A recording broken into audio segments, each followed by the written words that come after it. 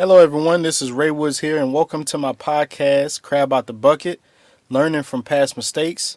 This is episode 12, and on this podcast, I'm going to be discussing the things that we should have been taught in school. And if you're new to this podcast, go ahead and subscribe. Also, you can find my YouTube channel, Crab Out the Bucket, there, and make sure you subscribe to the channel there. If this podcast bring you any value or any great information, go ahead and like, share with your friends, your colleagues, and let's go ahead and get started into this topic. What we should have been taught in school. I went to community college, and then I transferred after 2 years to a 4-year university for a bachelor's degree in science of mechanical engineering.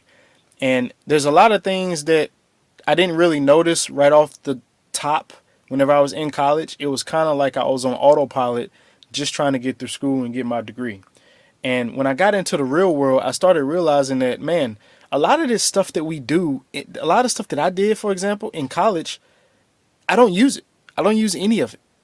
I go to engineering school and we talk about structure analysis or calculus 3, calculus 4, differential equation, all these crazy mathematical topics that's specifically revolved around theory, and they're not used in the workplace. They're not used in real life at all. And some of the things that that I wanted to point out is this is the things, we should have learned about. And this is why I make these podcasts, because I want to educate from my past mistakes for financial education, career and business growth and mindset.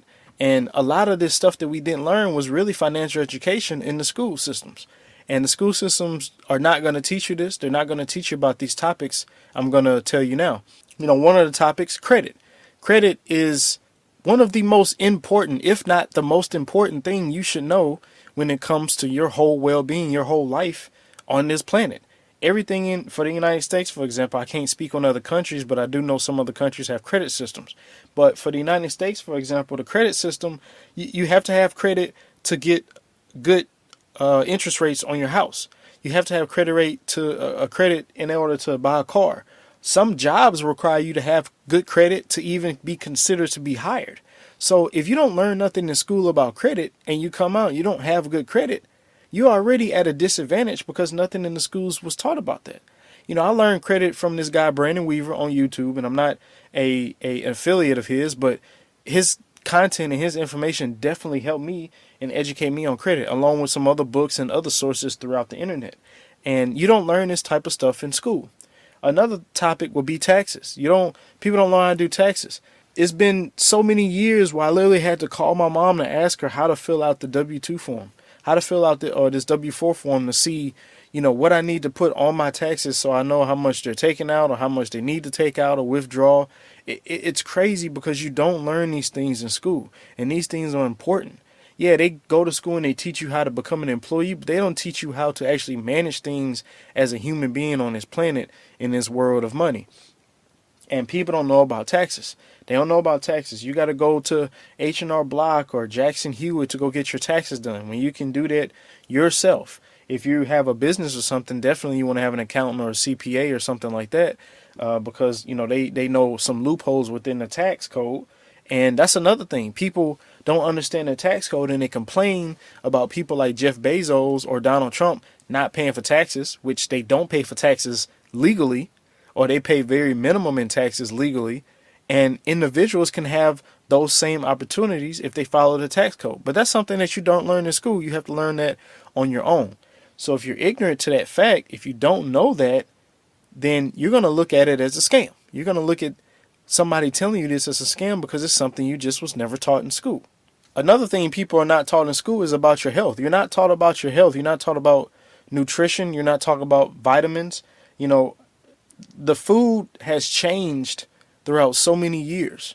When food was more minimum than it is now, with these manufacturing companies manufacturing GMO and all these other different foods, there's nowhere near the amount of nutrients that you need for the human body. And it was interesting. I saw this one video where the guy described how we should be taking vitamins. And he described it, his name is Michael DeLauria, and he described it, Thomas DeLauria, he described it as we need to take vitamins like animals produce vitamins. And they use an animal in the wild, for example, that produces vitamin C. Animals produce vitamin C when their stress levels go up. And as we know, vitamin C protects and strengthens your immune system. And as they was doing studies on this, they see that the animals' vitamin C levels spiked in a situation of stress. Well, when humans stress, we don't produce vitamin C. So it'd be best if you're in a stressful situation to take vitamin C throughout the day. So let's just say you got, I don't know, 1,000 milligrams of vitamin C, and instead of taking it all at once at night or in the morning, take 200 here, 200 there, 200 there throughout the day, so your body can use that throughout the day. Because your body is going to go through these vitamins and minerals quick. Now, just as disclosure, I'm not a doctor or anything. This is just what I saw in a video. And this is why they have things like time-release vitamins that actually release throughout an 8-hour day to keep your body absorbing these nutrients that you need. Because the foods that we have now, they're not as nutritious. You see so many people with diseases, so many people with health issues, and we go to these medical doctors and we put so much trust in these medical doctors, and they're only going by what they learned in school, which doesn't teach you everything you should be knowing. In my opinion, for these doctors, yeah, they know a lot of things when it comes to their medical field, but a lot of these doctors use this Eastern practice instead of, or this Western practice, instead of using like Chinese traditional medicines, using herbs, using spices, using different things like drinking green tea or different natural remedies to help cure yourself, or eating the right foods. The country over here in the U.S., we talk about taking this pill and taking that pill. And I feel like a lot of it's placebo, and it does nothing but harm you even more. Another thing we don't learn in school is about budgeting. A lot of individuals don't keep up with their money. I was one of those people who did not keep up with my money and always wondered, where the hell did my money go? I would get paid and it was gone before I was paid. My account would be negative before the money hit, trying to pay for stuff, trying to pay for bills, or even trying to buy something. And it's because I didn't pay attention to my finances. Unless you are going to major in something like finance or economics, you're not even going to see any topic on finance or risk management or financial management or anything like that. And I think it should be required in the schools to learn about budgeting. You need to learn about your income. You need to learn about your debt. You need to learn about how you need to be saving money, putting 10% away or investing into an ROA, and teach you about this 401k if that's something that you choose you want to do. And that goes to the next topic of investing. Investing, you get out into the workforce and they tell you, hey, you can take your money and put it in a 401k, and nobody looks at their 401k. Some people don't look at their 401k like that. They get the money and they just know they can contribute 3%, and then the company is going to match 3% or 4%, whatever the company does, it's going to match. And then you watch the stock market like the S&P or the Dow Jones, and you see what the market does, and you take in consideration that affects your portfolio. But unless you're heavy into the stock market, you're not paying attention to your portfolio heavily unless you truly know what you're even looking at. And a lot of people just have the money going into their account without even touching it. Or they go get a financial planner to tell them what to do with their money, and they say, hey, give me your money, and then I'll take it, not knowing the fees behind it, not knowing all the other money that you're losing by letting somebody else manage your money. When you learn about investing, people need to learn about investing in land, investing in real estate, how to buy a house properly. I'm not by any means against buying a house, but when people buy a house and don't look at it, in my opinion, buying it as an investor, they put themselves at a financial risk whenever they're buying that property. There's no way that you should be buying a property when you know it's in a bad area and the area is not there for growth. You're going to lose money in that house. That's investing money into something that's going to be one of your biggest expenses in your household. Investing into an RIA, investing into your business. These are the things that we should be learning in school. Another thing is, if you are the person that want to go into the corporate America field, talking about picking the right career, and not by doing this by going to the guidance counselor. I made a video recently talking about how I wish I would have studied and did more research and went to more apprenticeships and more internships and more co-ops, and actually got a true understanding how the field was before I actually got into this field of engineering that I am in. And may or may not would have made a different decision on if I wanted to be an engineer or not. But what I'm saying is, when you're picking the right career, You want to pick the right career by testing this. The best thing that you can do is by testing this career. If you want to get into art, go look at somebody that's successful in art. See how you can get in touch with them. Go to network with people. Learn how to communicate. These are things that should be being taught in school. Learning how to pick the right career. Not just by going on a computer and answering 300 questions. And by the time you get to the seventh question or the 70th question, whatever question you want to put it there, you don't know. You get tired of everything and the questions are the same. They're asking you the same questions. They give you the same answers. You get to these tests, and then by the time you at the end of the test, you're freaking, it's telling you, oh, you could be a garbage truck driver, or oh, you should be a pilot or something like that. And it's like, you're just going to go about what this test says? No. Or the guidance counselor? Don't just listen to the guidance counselor. Go do your own research and go start to understand what career is right for you. And this is something the schools don't teach. This is a topic that should be in the schools.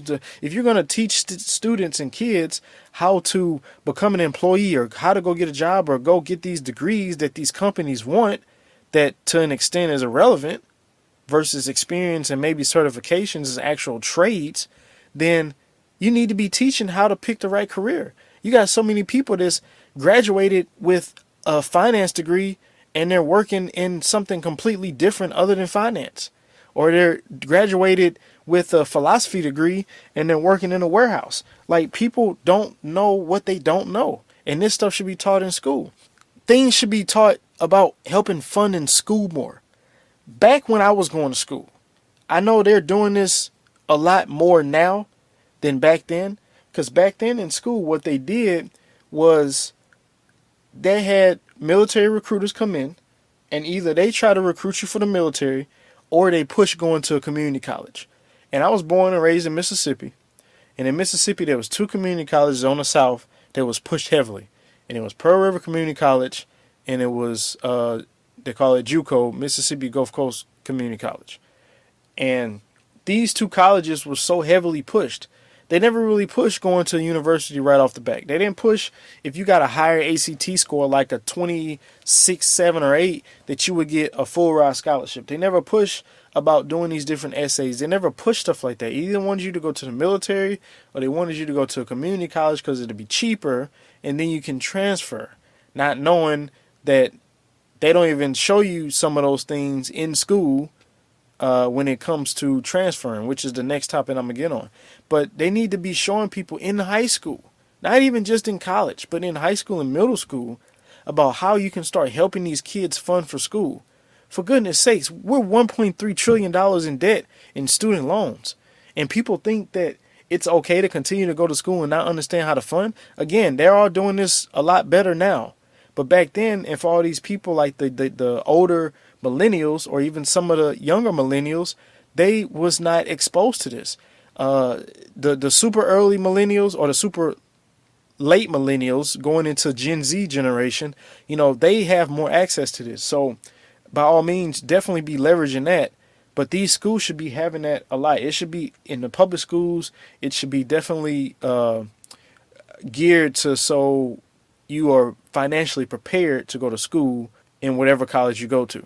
Now, when you go to these colleges, the other thing that these schools tend to do, and I think that they do this on purpose, is they don't tell you when these college credits don't transfer. I'll give a perfect example. I went to a community college, and I specifically was in contact with a particular counselor at the university I was going to. And I kept in touch with that person to make sure my credits was going to transfer. And all the credits were going to transfer and everything was good. I said, okay, awesome. I'm going to leave Pearl River with a 3.0 GPA, and this is going to put me in a position to get an engineering scholarship because engineering is what I decided at Pearl River based off the guidance counselor and not doing my own research. Don't do what I did.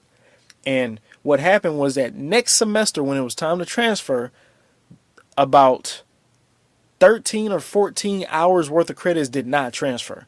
It bumped me down from a 3.0 to a 2.5, and I have the transcripts to prove it. And that knocked me out of engineering scholarship. I was not told or even knew about this. I don't think the lady knew about this because I was in contact with her constantly. These college credit, they need to have these college credits put out in high school and these main courses in high school. So you're not worried about taking these courses in community college and worried about if they're going to transfer. Because what happens is some of these classes you take in community college, you end up transferring them over to a university. If they transfer, you may have to take it again. If they don't transfer, you have to take it again. So you're taking some of the same courses again. I'm pretty sure I had to take music like 3 or 4 times. And I'm like, this has nothing to do with my major. So these credits are not even being used. They're only there to prolong you staying in the school so you can pay these schools more money. These schools are not here to help you. They may say they're here to help you. They may say they're here to, but they're making profits. They're making tons of profits. They can write off the donations that people give to them, especially from the alumni. It's so many corrupt things in my eyes that this college and this educational system is doing to our people that is completely crippling everybody when it comes to things like credit, taxes, your nutrition, your vitamins, understanding your health, understanding your anatomy, budgeting, investing, picking the right career for you, finding money to pay for school. Just, it's so many different things. And the fact that I had to go through repeating some of these courses taught me a lesson to tell you all and to tell many others. Make sure that what you want to do is what you want to do for your career. Make sure that these credits are going to transfer. Look at these topics I'm talking about and make sure that you if you're not learning this at school, make sure that you are looking at this so you're ready for the real world, because the school is not going to teach you. This is the stuff that should have been taught in school. As I try to calm down in this podcast, because this topic about school gets me heated up so much, it's I want to throw the phone I'm recording on, but I'm not going to do that. But we're gonna just leave it at that and say, if you agree with this at all, if you think a lot of these topics should be taught in school, let me know. Comment, like, share this podcast with other people. Spread this information out there. It's too much debt in this country for these things not to be being taught in the school, because the debt's going to continue to keep increasing, especially with student loan debt. If people understood more about credit, taxes, finances, investing, it would not be so much student loan debt in this country today. $1.3, $1.4 trillion. If you think that there's some other topics that should be taught in school, and I'm sure there's plenty other topics that should be taught in school instead of some of the things we know. You got people that don't know how to open up a bank account, but understand mitochondria, and you don't need it unless you're specifically going in that field and majoring and want to be a biologist or a botanist or something, So let me know in the comments. Again, like and share. This is Ray Woods, my podcast, Crab Out the Bucket. Also, my YouTube channel, Crab Out the Bucket. You can subscribe there as well. And until I speak with you all later, I will speak with you all later.